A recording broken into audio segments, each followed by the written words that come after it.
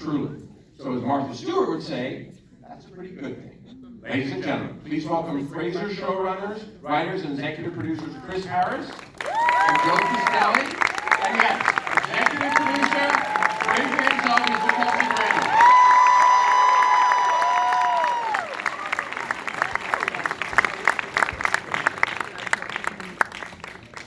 So, as they say in Pop 40 Radio, more rock, less talk. Let's look at the clip. Okay, we're going to go now. It's pretty clear you guys like it. You guys, as I said, Kelsey, you guys came back on October 12th. You're coming back for another, I guess we want to call it season 2, but season 13, is it? Or, yeah. Or as I like to say, it's actually season 23, because let's be honest, there's like 10 seasons we haven't seen yet, but they're going to bring them back one day. But a lot has also changed, as much as a lot has stayed the same. The character, you're loaded. You had a talk show for 10 years. You've got a grown son now. Obviously, we see they're estranged, and that develops over the season, and a lot of different things. So for you coming back to this character, what changed for you dealing with Frasier? Well, the assumption on my part was always that Frasier had grown, that he didn't stay the same, that he's not sort of stuck in some weird TV loop. He's an older man now. He's wiser, smarter, hopefully funnier in some ways, and a little less. That's how you look at them, like, yeah. Yeah, well, we're working on right now. a little less hysterical about some things, but still, he's still a man of really honed, refined tastes, and he insists on living well. And of course, he found a way to live even better than he thought he had before.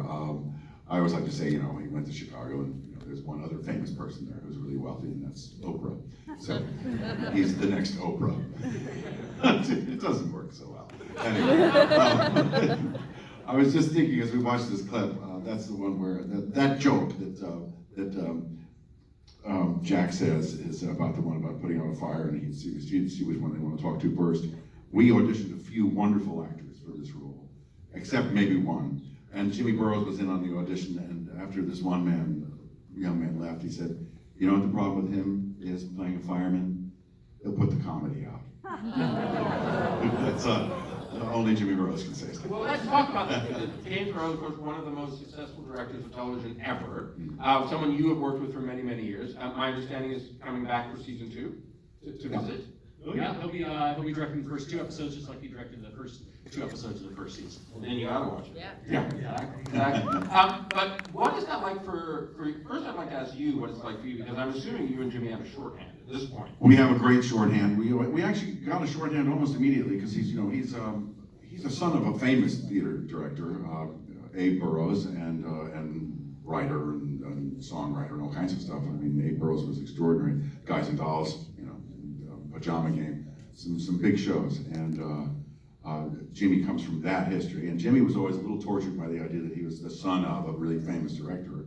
I once gave him an award where I said, it's not how you get a name, it's how you keep it. And James Burrows keeps that name beautifully. He's an amazing guy, and we just, it's like I say this about a few people in my life. We met, we fell in love. It just happens sometimes, and you know that you've got somebody that's going to last for your entire lifetime as a friend, and that's who he is.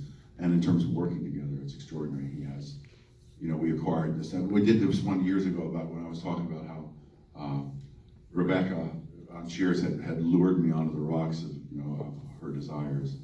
And he said, and I was talking because I was telling Bibi about it, I was telling Lilith about that. She wanted to go home, scratch her eyes out and all that stuff. But Jimmy said, Kelsey, when you say that line. I said, oh yeah, right, I got it. And so I started talking, this drew me to the rocks. It's all silly stuff, anyway. I mean, there's also something about, he's obviously the greatest to ever do it, but the thing I love most is he quickly made me his punching bag, which I took as a great sign of respect. He found out I lived in Buffalo, and he will routinely be shocked that we have phones in Buffalo, that I electricity? And electricity. I can even get to LA on those big flying machines to work on productions, but he's just so happy to be on set, and he's so good at it and so well respected. It's probably why the show, huge credit first to Kelsey, obviously, but the second reason that everything moves so smoothly. Not slowly. It doesn't move slowly with Jimmy. You are getting ready for season 2, my friend. It moves was so smoothly because he came in and was doing the same thing. It was the same thing as the first time around, and everyone felt good. And it's just, we're putting on a play. It's nice long scenes.